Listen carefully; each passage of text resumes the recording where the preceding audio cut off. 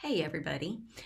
This is intended to be some helpful information for you as you work on your annotated bibliography for your Everything But the Paper project. This is a page that you can find on Canvas that has a couple of videos. When you see it, it will have a little bit more linked in there, including this video. But I will begin by talking about these lecture notes right here.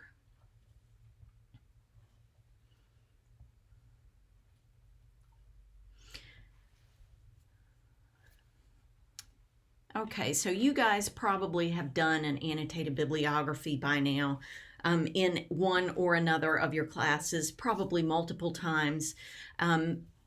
They have different purposes depending on what kind of class they're assigned in, but generally speaking, what they do is they give the reader the information that they need relating to what the source contains. It's usually a short, like super short, super concise summary.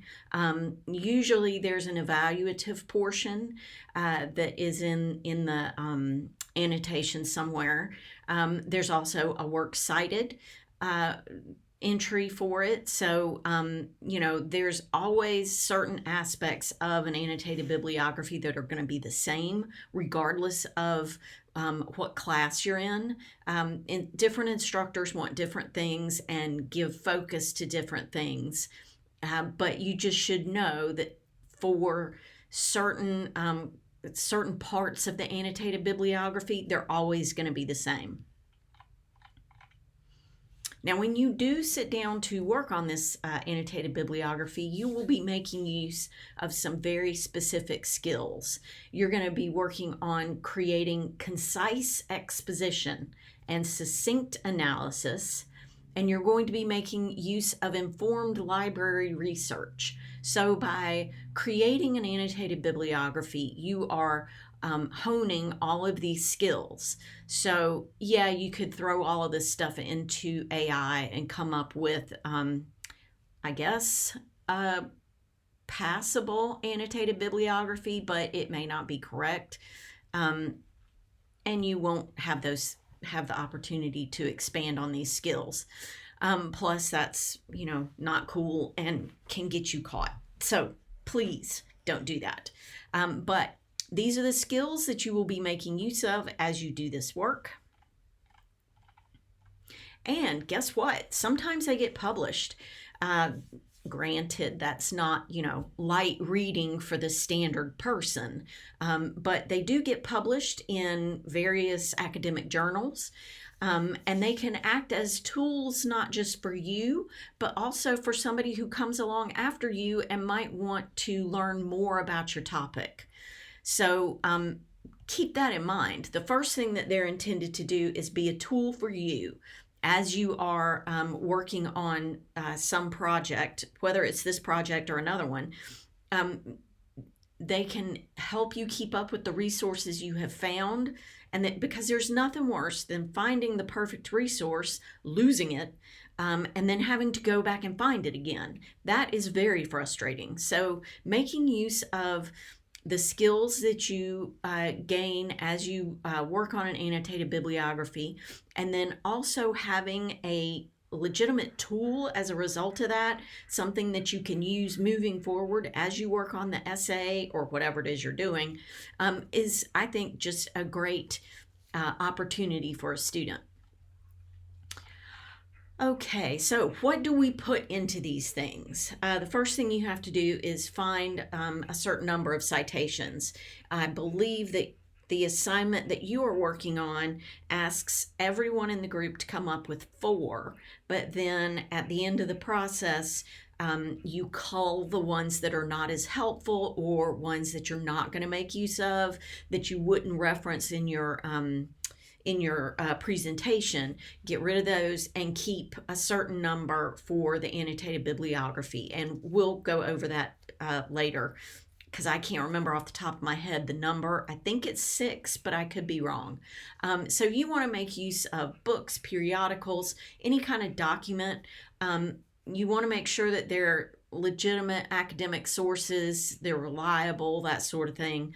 And then you want to make sure that you can cite that source using the appropriate style. And for us, we are making use of MLA as the style. So please make sure that you create your work cited in MLA format.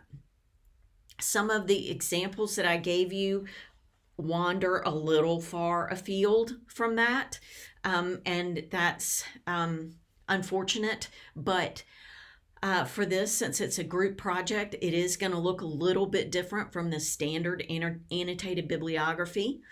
You'll want to write a concise annotation, meaning short, to the point. One of the things you never do in an annotated bibliography, unless specifically asked for, you do not include direct quotations. This should all be individual, unique language to you as you understand the resource. So write a concise annotation that summarizes the central theme and scope of whatever that text is. And then include some information where you evaluate the authority or background of the author, comment on the intended audience, compare or contrast this work with another you have cited, and definitely explain how this work is going to help you going forward with this project. That's the evaluative portion. So I have got some information here, some links in these lecture notes to help you understand, what goes into an annotated bib, a link to the Queen's Library page that speaks to this, and also some information about evaluating and citing your sources. I'm going to talk to you in just a second about source evaluation matrices and the double entry journal, which I've got linked on our page. And we also have an example of an annotated bibliography that was done by an individual student as opposed to for a group project. So like I said, it's going to look a little bit different. So when you're doing those evaluative annotations, I want you to really focus on how that resource is going to help you. When you include that information in your annotation, you are talking about how is this resource going to assist me as I am working on this project? And when I say how is it going to assist you, I mean, does this resource give you does it give you historical information about whatever problem it is that you're researching? Does it help you understand what other people have said about the problem that you're researching? Does it give you information about parties that might be involved in it or impacted by the problem? So how is this going to help you understand and work on the project going forward? So as you are annotating, and this is from one of those other videos that are linked on Canvas that I did not put together, but I think are very good examples of how you determine what goes into an annotation.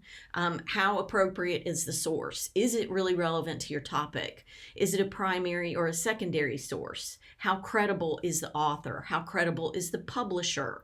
That's going to require you to do a little bit of research into the author as well as the publisher to determine, is this a resource? Is this publication a resource that takes money from outside influencers to I would say publish some questionable stuff, and that does indeed happen even in academic circles, unfortunately. So you do have to be careful, and you do have to do a little bit of stalking of the author and stalking of the publisher, but only a little bit, enough so that you can determine if this is an acceptable source or not. How balanced is the information? How timely is it? Depending on what discipline you're talking about, current is going to mean something different.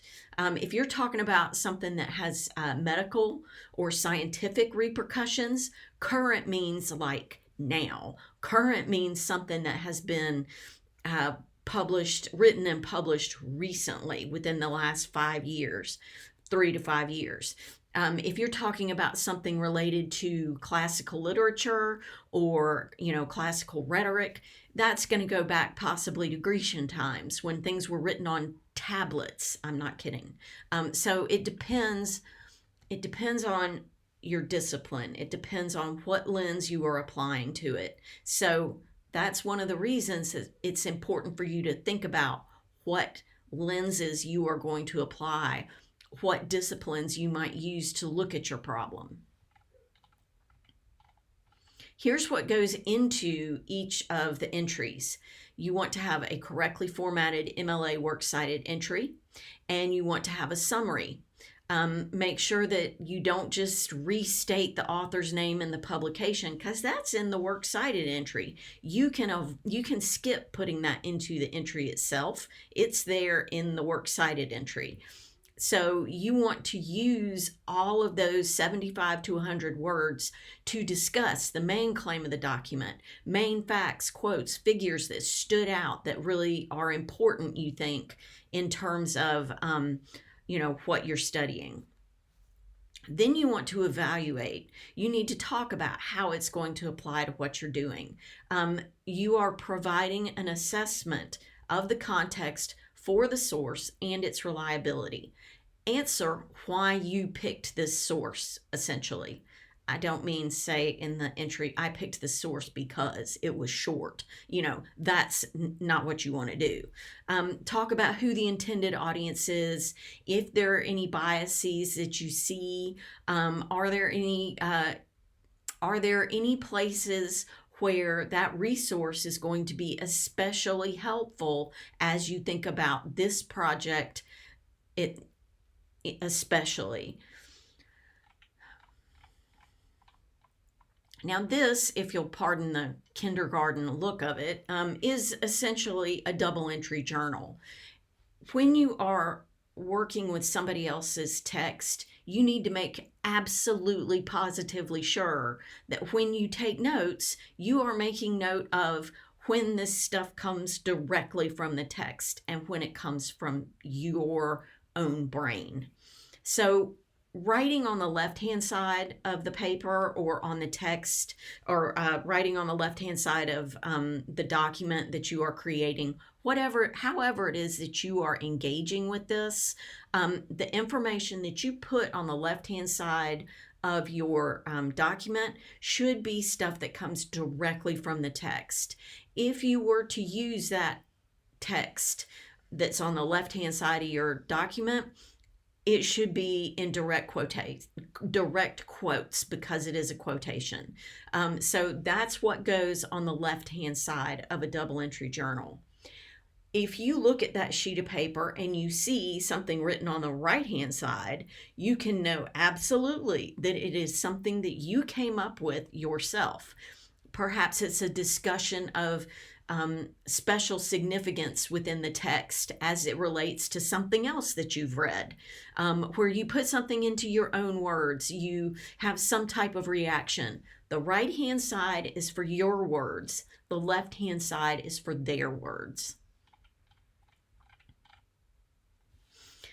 One of the, actually two of the videos that are linked on our Canvas page discuss the source evaluation matrix, and I have made a link to the document itself, the source evaluation matrix, available, where you can go through, and it's a checklist where you go through and determine where a particular resource falls on a scale from really great to not so reliable. And it covers all of these areas: authorship, publisher, currency, references, writing, reasoning, and relevance. And as I said, there's another video, 2 videos that go into a great deal more detail about how to use the source evaluation matrix.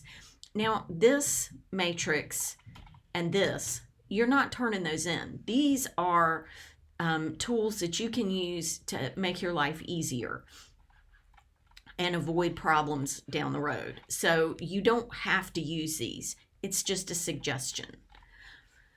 So these links right here, Annotated Bibliography Lesson Part 1 and Part 2, those are the ones that make use of the Source Evaluation Matrix, which if this, yay, it worked.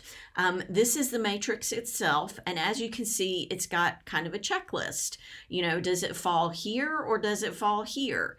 And when you sit down to actually work with the resource itself, if you have used this and the other made use of the other suggestions, you should have a fairly good amount of information around which you can base your response. Okay, so let's look at the example. Now this is, as I said, it's written for a different class. It's written, obviously it's a little dated, but this is one of the best annotated bibliographies I've seen a student do in a long time. And this student right here, Nate, he was somewhat of an overachiever. As you can see, he went to 10 pages. You don't have to do that. But he did do a really super duper job of putting together this annotated bibliography. And as I said, it's just a single student. So yours is going to look a little bit different, since there's going to be, you're going to want to have one document where you include everybody's resources that you ultimately determined as a group would be the basis for your research. But this is a great example of what an annotated bibliography should sound like. You know, he begins by, you know, obviously it's alphabetical. So he's got Stefano Ballesteros' Video Games as Art article here that he's going to discuss. And he gets into 3 major points within the argument. Within the article, he talks about what the author argues. He discusses how the argument closes. He discusses the reliability of the author himself. And, you know, he just really does a super duper excellent job. So this is a good resource for you to use as you are looking to see what would be a good kind of approach to take with your own entries. Let's see. Here is the assignment sheet. Along with, and I know it looks funny there, but it looks funny because I've included some, I've marked it up. This is another example of an annotated bibliography. And you can see one of the things that they've done, it's over a book. And one of the things that they have done, it's a short discussion of this book. And you want to make sure that you get as much bang for your buck with the information you include. So let's look at this first paragraph here. Lamott's book offers honest advice on the nature of a writing life, complete with its insecurities and failures. Okay, with this first sentence, what we've got is a boatload, an absolute treasure trove of information. Now, you might be thinking, it's a sentence. How can it be a treasure trove? Well, right here we get, it's a book. We know from looking at just right there, first sentence, it's a book. It's not an article. Now, obviously, we could get that from the works cited, but it makes it specific. We find out the genre. It's an advice book. It's an honest advice book, meaning that this author, Anne Lamott, must know what she is talking about. On the nature of a writing life. So now we have a genre and we have a topic, complete with its insecurities and failures. So we get from this sentence the type of text it is. It's a book. We get information about the topics that it's going to cover. Not just, here's how you become a really great writer. It also is going to talk about some of the less fun parts of being a writer. The next sentence, taking a humorous approach to the realities of being a writer, the chapters in Lamont's book are wry and anecdotal and offer advice on everything from plot development to jealousy, from perfectionism to struggling with one's own internal critic.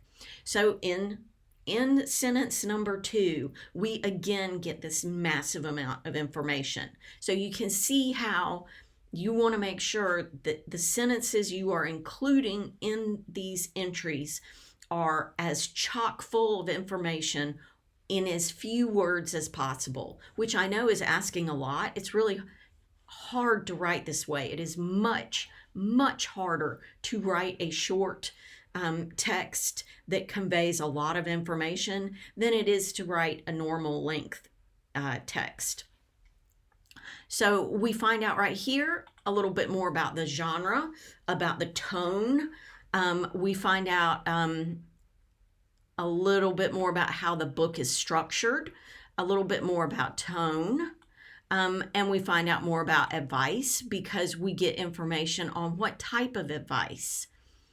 In the process, Lamont includes writing exercises designed to be both productive and fun. So we get more information about kind of rounding out what's in the text. So we know that it's humorous, it's advice-oriented, it deals with writing, and it includes writing exercises. So it's not just advice of a prose nature, it's also advice in terms of here are some concrete things you can do to improve how you write. Now down here in this paragraph, we get a little bit more summary, but I want to direct your attention specifically to the last little bit down here. We get rather than a practical handbook to producing and or publishing. So basically they are saying here, here's what this book is by saying what it's not. It's giving you a little bit more information about what the book is by telling you, hey, by the way, it's not an MLA handbook. It's not your standard handbook. It does more than that. And then down here, chapters in this text could easily be included in the curriculum for a writing class. Several of the chapters would serve to generate discussion on students' own drafting and revising processes. Some of the writing exercises would also be appropriate for generating classroom writing exercises. So that's what I mean specifically right there when I talk about evaluative portions. How can you make use of this text? So we get from this how we could make use of the exercises, how we could make use of the book itself within a writing class. So we get so much information from just a very, very brief bit of text. Let's see. There's the example. And I link to the overview and rubrics, the major project, so that we can be clear about, okay, identify 4 relevant academic sources per person, and then you as a group are going to determine which 6 should be the best ones for addressing your complex questions. And then you put those 6 into your annotated bibliography. And then you have an annotated bibliography quiz right there. So I believe that that's all you need to know going forward. I strongly suggest that you watch both of these videos. There will be a video link down here to something called Zotero. I know that our library makes use of Zotero and offers quite a bit of help with regards to making use of Zotero. And essentially Zotero is a way that you can put together a database. And this is my own personal database where I have been compiling information for various purposes. And should I want to make use of any of these things in a document, in a in an essay or what have you, I can, just basically with a couple of clicks, I can have my in-text citation. I can look at my PDF that might be there, that I might have already marked up. You can put links, you can, all kinds of really great stuff.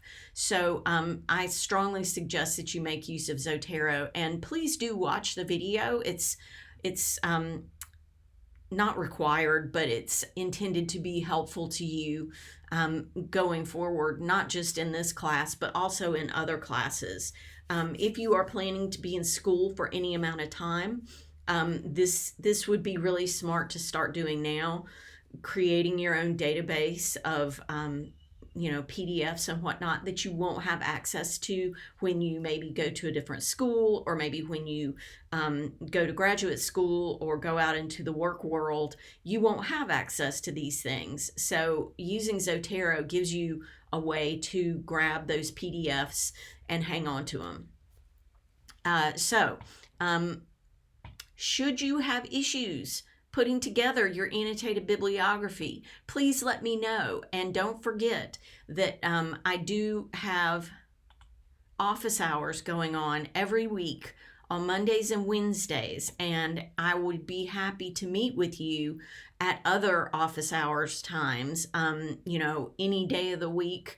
I will make a special trip into town if I need to. So please email me should you start running afoul of any problems. Please let me know if you start having issues with people not communicating, any of those things. So just let me know how things are going, and I look forward to seeing you later. Good luck.